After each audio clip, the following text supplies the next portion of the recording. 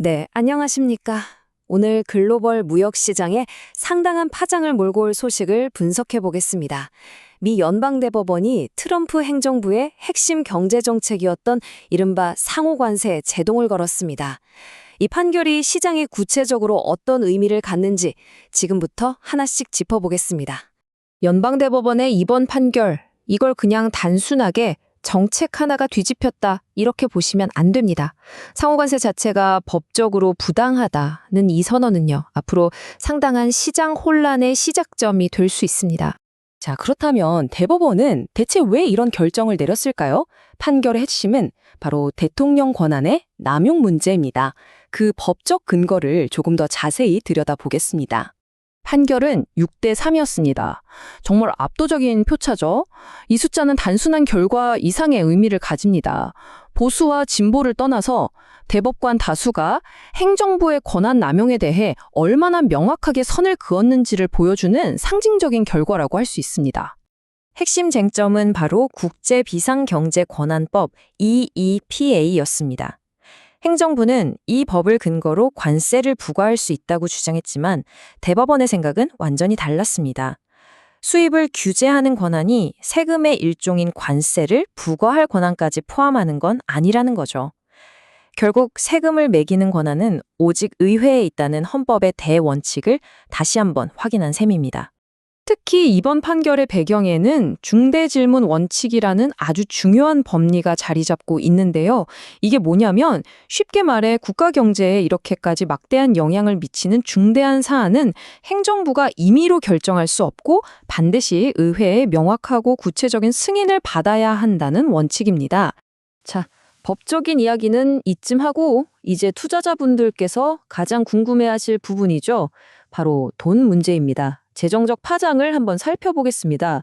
이번 판결로 무효가 된 관세 규모가 그야말로 천문학적인 수준입니다. 투자자분들께서는 이 부분을 정말 잘 보셔야 합니다. 모든 관세가 다 없어지는 게 아니거든요. 법적 근거가 달랐기 때문인데요.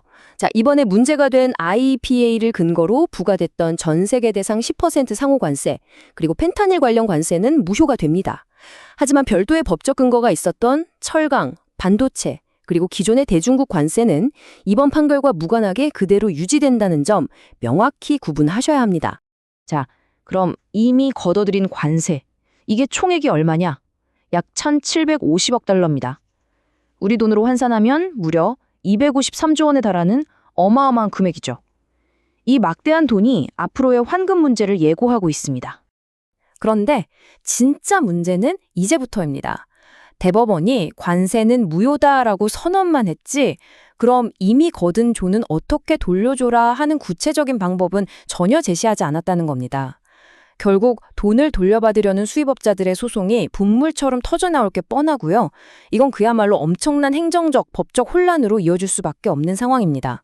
자, 이런 대법원 판결에 행정부가 어떻게 반응했을까요? 놀랍게도요. 패배를 인정하기는커녕 바로 다음 수를 준비했습니다. 이건 그냥 단순한 반격이 아니었어요. 아주 치밀하게 짜인 플랜 B의 시작이었습니다. 그렇다면 행정부가 이 판결에 순순히 물러섰을까요?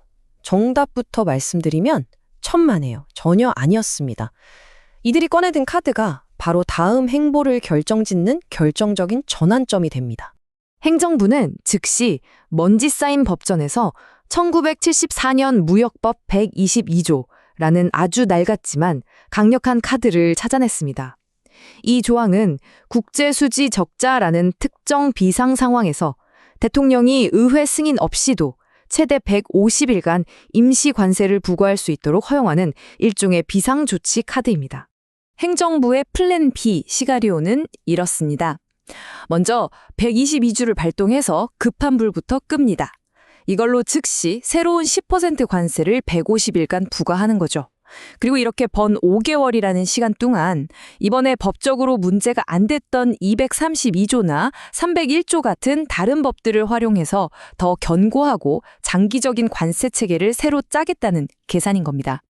자, 그럼 이렇게 복잡하게 돌아가는 법적, 정치적 공방 속에서 우리 기업과 투자자들은 뭘 어떻게 준비해야 할까요?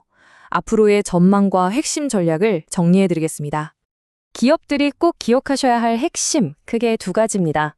첫째, 쓰는 법은 달라졌을지 몰라도 보호무역주의라는 큰 기조는 조금도 변하지 않았다는 사실입니다. 따라서 단기적으로는요, 앞으로 150일간 부과될 이 새로운 관세에 대비해야 하고요. 더 중요한 건 장기적인 관점입니다. 특정 국가에만 의존하는 현재의 공급망이 얼마나 위험한지 다시 한번 깨닫고 이걸 다변화하는 근본적인 고민을 시작해야 할 때라는 거죠. 대법원이 제동을 걸었음에도 불구하고 이 보호무역이라는 거대한 파도는 멈추지 않고 있습니다. 이런 흐름 속에서 과연 진짜 이기는 쪽은 누가 될 것인지 우리 모두가 깊이 생각해 봐야 할 시점입니다.